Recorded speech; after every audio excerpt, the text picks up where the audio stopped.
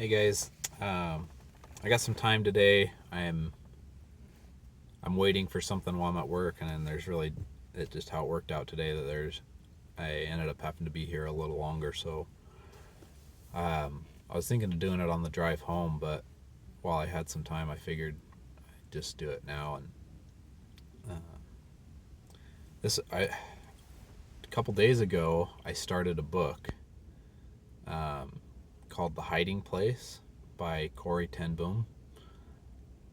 and I've heard her name before. I didn't really know who she was. Um, really didn't. I've heard brief stories about her, but never really knew what her story was. And I listened to the whole thing between Tuesday and Wednesday. Finished it. Um, it was an amazing story, but yet an awful and terrible story at the same time. Of what, not because of the way it was of but because of what happened in the book. Um, so I'm a little, I don't know, I'm a little embarrassed to admit it, but I heard the name, I was like, whoa, what a strange name. Like, not realizing that she was Dutch, or that wasn't her full name, or um, but I looked into it, and I got the book, bought the book on Audible, and listened to it, and it was, I mean, it was life changing to me. And it seems like that's happened a lot this year with different books that I've been able to read and listen to. There's four that I can think of that are just completely um, some of the most impactful books I've ever read. This one was,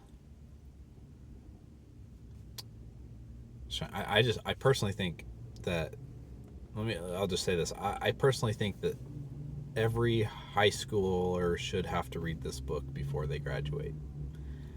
Um, I know some of the books I read in high school I think were worthless.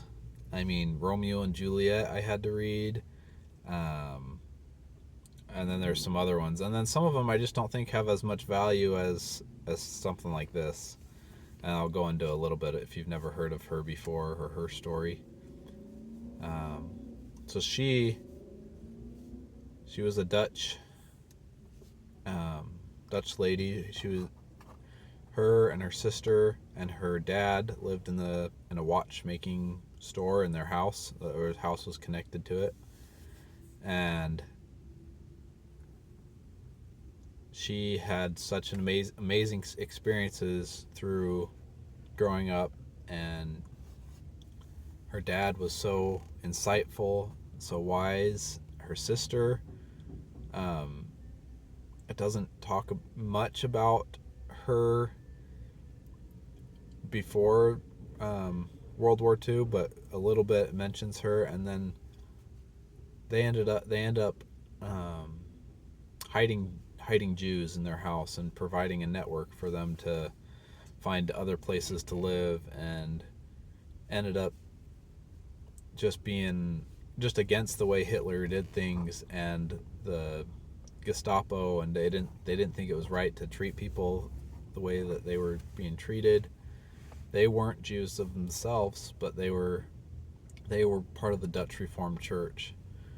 And she had another sister and brother who ended up being kind of involved in the same fight to protect and save the Jews, um, and anyone that would come to them in need. Um, some of the most Christian people that I've read about, other than people in the scriptures, and I've read a lot, but and there are a lot of really good Christian people, but this one was just so impactful, the way they risked their lives, and many of them died because of it. Just a couple things that really stuck out to me about the book were, uh, so they had this network. They had to hide people different reasons, for being Jewish or being married to someone who's Jewish. And the one of the parts, there's the lady that, or one of the people that's helping them in their underground efforts, at the hospital, brings by this Jewish lady with a newborn baby, because they've kept her too long at the hospital because they were worried that they would be found out that they were helping a Jewish lady. They helped her to get deliver the baby, and then kept her longer than what they thought. So they were really in need to find someone, and they brought her into the house. But they were worried that because the baby, they would be found out, and so they were looking for a place outside the city that they could relocate this lady and her child to have a better place to stay that would not be right in the middle of the city where they were at. And a pastor from one of the churches around there came in to their watch shop, and they thought that maybe they could get him to help, and he didn't want to do it. He said it was illegal, they would get in trouble for it, and he said that you would probably die for doing something like this. And the dad, he was in his 80s by then, he goes over and picks the baby up and looks at him and says, if I have to die for protecting this human being, this baby, this infant, this innocent person, I would be honored to do such a thing. And just he had some other really impactful things that he said and did throughout the book. Anyway, they continue to help Jewish people, and finding ways to help them, hide them, get them ration cards, because they weren't given ration cards after Germany invaded Holland and were occupying the country. So later, this is 1843 and 4. They've been doing this for a few years, but she's this Corrie Ten, her name was Corinthia, but they all shortened their names pretty much, and they had built, because of the network, they had found a secret room in their house that could not be found, and they had at one point 7 or 9, I can't remember exactly, because at one point it was 7, and then I think another point there was a couple others that were there, but they may not have been the permanent ones. But there were 7 permanent people in the house that were additional permanent people to her sister, and her dad, that were there, and that they had developed a warning system to hide and to get up to the secret room. And so they had this going on, and she ended up being sick at the day and was kind of tricked into by an undercover guy from the Gestapo to admitting that they were helping people, because he was seeking help for someone, and she agreed to it. Well, that later they were on a raid. The house got raided, and all of them were arrested, including some of her family that were there for the day. And it was like her dad, her sister, her other sister with one of her children, who was a pretty big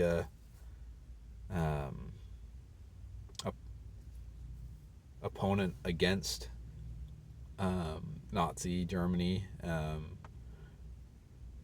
He was arrested, and then also her brother and his wife were all arrested, and many of them, they were taken to a prison in Holland, at the time, and it was just amazing what happened through the rest of the story. I mean, it was so emotional too.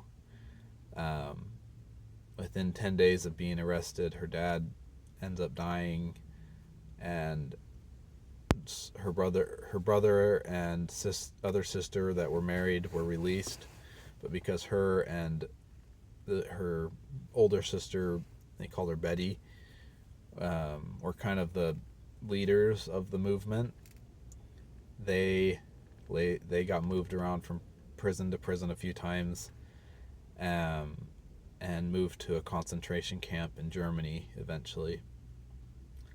And it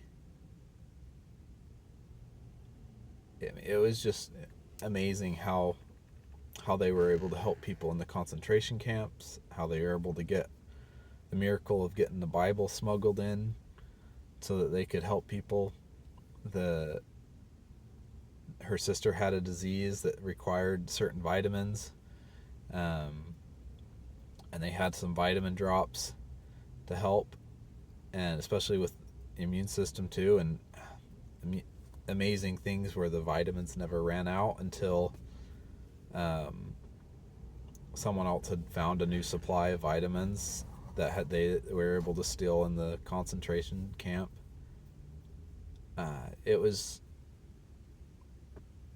It was just so emotional to me, and I wish I would have read it. I wish I had heard about it before. I'm going back a little bit, saying I think we should have that one be a required book and to read in high school. One of the books I had to read was The Diary of Anne Frank, and I know the premise of the book, and there's a lot of similarities, but in most of the book, to me, it was really boring. It was extremely boring, and it wasn't very emotional, except for the part where where they die. Like the end is emotional, but like it wasn't personal. It wasn't but this one connects with people. To me, it connected a lot. Show that these people were willing to do anything to help those who couldn't help themselves. There was one point right before they got arrested where the chief of police knew that they were hiding Jews, but he was sympathetic to them. And he says, but we have this guy in our police force who is relaying information that I'm worried he's going to rat you out pretty much. And said, so we need to kill him. Do you know anyone that would do that, would kill him? And she told them, to me, it's always been my mission to save life, not to take it away or protect life. And I thought that was awesome, especially when you get the people with abortion promoting taking the life of the unborn, those that can't help themselves. I shouldn't do it, but sometimes I comment. Well, I should. I sometimes I get annoyed to the point where I comment on Facebook, and I'm trying to keep it really civil and mostly just in defense of what is true and what is right. And there was someone that was vehemently defending abortion and saying that men have no business deciding what women do with their bodies. And I'm like, I agree with that, but you cannot be until it affects the life of someone else. And I even commented, said something about, well, we don't advocate for suicide. We don't advocate for people to kill themselves, because it's wrong and it's taking a life. But it's their body, but we should be standing up for it. And she was defending it and saying, they should have the right to decide how they die and stuff like that. And I'm like, you know what? I gave up after that. But that's really what this is the same thing when the Nazis and anti-Semitism, that life wasn't important because they were different or because of whatever. And these, to me, all the this lady Corrie Ten and her family are heroes. They are heroes in my mind, and I've learned so much from that book, and I can't recommend it highly enough. It was amazing and impactful like no other. One of the quotes that she has in the book, and there's a lot that were really, really good and insightful, but this one just kind of stuck out to me. And she kind of gives background in her life, kind of what led up to them hiding people in their house and trying to protect people. And so in the book, she has this quote. It says, "This is what the past is for. Every experience God gives us, every person He puts in our lives, is the perfect preparation for the future that only He can see." And I don't know why that one stuck out so much to me, but it was... it is. I mean, the past is what's preparing us for the future, and I believe... maybe not the exact thing that's going to that happened in that book, but I believe there'll be a time in the near future that we will have to stand up and defend ourselves as disciples of Christ, and that may involve helping others, I think it'll involve the Christians being persecuted, and probably the Jews too, but I believe that the tribulation and the time of the end is surely is near, and I believe that's a lot of that's going to happen. So I think God has prepared us in a very special way to how we can help others and how we can know what to do to help others.